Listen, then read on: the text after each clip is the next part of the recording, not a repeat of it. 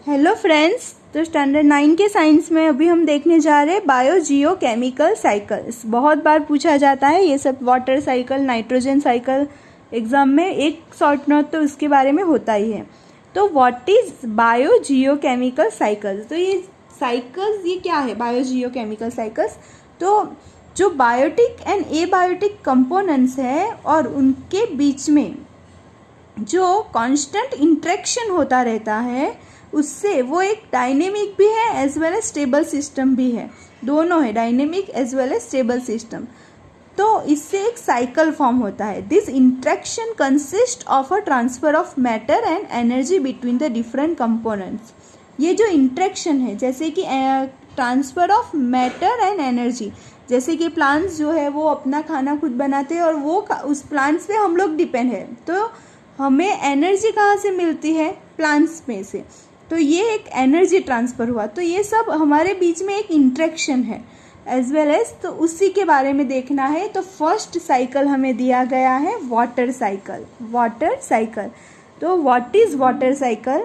जैसे कि हम जानते हैं कि वाटर जो है वो water bodies as well as जो प्लांट्स है, ट्रीज है, उसमें ट्रांसपिरेशन जो होता रहता है, उनमें भी जितना पानी है वो स्टोमाटा के थ्रू जो बाहर इवोपरेट होता है, जिसको हम प्रोसेस को बोलते हैं ट्रांसपीरेशन, उसके through as well as animals जो रेस्पिरेशन करते हैं उसके थ्रू, एज वेल एज जो रिवर्स है, ग्राउंड वाटर है, ये सब पानी इवोपरेट होता है। और यही वाटर मतलब कि जब क्लाउड्स बनते हैं और फिर रेन होके वापस अर्थ पे आ जाता है, तो ये साइकिल चलता रहता है। ये इसके बारे में हम रेन में भी पढ़ चुके हैं कि कैसे रेन होता है। बट कभी आपने ये सोचा है कि ये जो सीज एंड ओशन है, तो ये कभी भी सूखते नहीं है, वो कभी भी विदे नेवर ड्राइंग अप, वो कभी सूखते नहीं है। तो वो उनके अंदर पानी कैसे रिटर्न होता होगा? तो ये सारा प्रोसेस जो है, the whole process in which water evaporates and falls on the land as a rain and later flow back into the sea via rivers is known as a water cycle। कि पानी evaporate होता है, वो फिर rain होके फिर से अर्थ पे आता है और फिर से वो सी एंड ओशन में चला जाता है, और वो कभी भी सूखते नहीं हैं। ओशन एंड सी जो होते हैं वो कभी सूखते नहीं, तो फिर भी उनमें पानी आ जाता है। तो एक ये हुआ वाटर साइकिल। पर जैसे कि हमने बोला इतना कि ये इतना स्ट्रेट एंड फॉरवर्ड नहीं है, इतना सिंपल भी नहीं है उसको आने के, वो सी एंड ओशन में पानी आते बहुत टाइम लगता है, उसका प्रोसेस बहुत लंबा है। तो मतलब कि ऐसा नहीं है कि बारिश गिरी और सीधा ओशन, मतलब कि ये सब पानी सीधा ओशन और उसमें चला जाता है, वो रिवर के थ्रू जाता है ओशन में। तो जैसे कि हम बोले कि all of the water that falls on the land does not immediately flow back into the sea. Some of seeps into the soil and become part of underground। कुछ जो है वो इस सॉइल पे गिरेगा और अंडरग्राउंड वाटर बन जाएगा, ग्राउंड वाटर बन जाएगा। तो एज वेल एज जो अंडरग्राउंड वाटर है वो कई बार स्प्रिंग्स के थ्रू भी बाहर आता है, एज वेल एज, और we bring it to the surface of for our use through the wells and tube wells. तो हम उसका वेल्स एंड ट्यूब वेल्स के थ्रू उसका यूज़ करते हैं। Water is also use by terrestrial animals and plants for various life process. तो उसमें से कुछ पानी इस तरह से भी यूज़ हो जाएगा। ऐसा नहीं कि डायरेक्टली सी और ओशन में रिवर के थ्रू चला जाता है। मतलब ये वाला जो एक्सपेक्ट है उसमें आपको ये समझाना चाहते हैं कि जो रेन के थ्रू अर्थ पे पानी आता है वो ऐसे कई तरह से डिफरेंट यूज़ में, डिफरेंट पार्ट्स में यूज़ हो जाता है।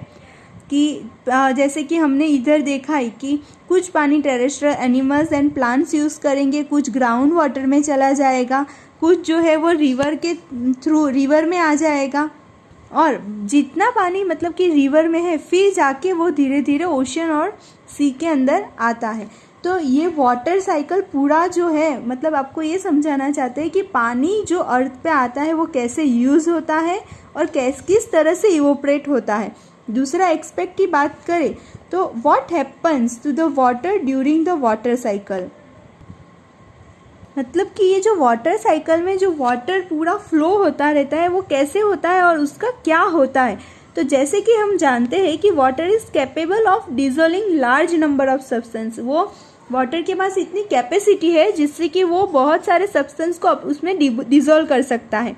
तो as the water flows through the rocks and containing soluble minerals, some of them get dissolve in the water. जो मतलब कि जैसे कि पानी जो है वो रॉक्स के थ्रू फ्लो आउट होता रहता है, तो उसमें जो मिनरल्स होते हैं वो उसके अंदर सॉल्युबल हो जाते हैं, डिज़ोल्व हो जाते हैं और उसमें पानी के अंदर आ जाते हैं। एंड बाद में क्या है, ये पानी रिवर्स में चला जाता है। This rivers carry many nutrients from the land to sea and these are use by the marine organisms. तो जो रॉक्स के अंदर मिनरल्स होते हैं वो पानी उसके थ्रू फ्लो होता है, तब वो पानी के अंदर मिनरल्स सारे डिजोल्व हो जाते हैं और वो जाते हैं फिर रिवर्स में। और जितने भी मरीन ऑर्गेनिजम्स है, जो सी और ओशन में ऑर्गेनिजम्स रहते हैं, उनके लिए वो यूज़फुल हो जाते हैं, वो मिनरल्स जो है वो यूज़फुल हो जाता है। तो ये हुआ हमारा वाटर साइकिल कि जितने भी वाटर बॉडीज़ है, plants and as well as trees है, उसके ट्रांसपिरेशन के थ्रू ये वाटर बॉडीज के अंदर इवोपरेट जो होता रहता है उसके through, first second as well as जो एनिमल्स रेस्पिरेशन करते हैं उसके थ्रू, और ग्राउंड वाटर जितना उतना मतलब रेस्पिरेशन इवोपरेशन हो जाता है। ये इवोपरेट होके फिर वही जो पानी है वो फिर से रेन के थ्रू ज़मीन पे आता है।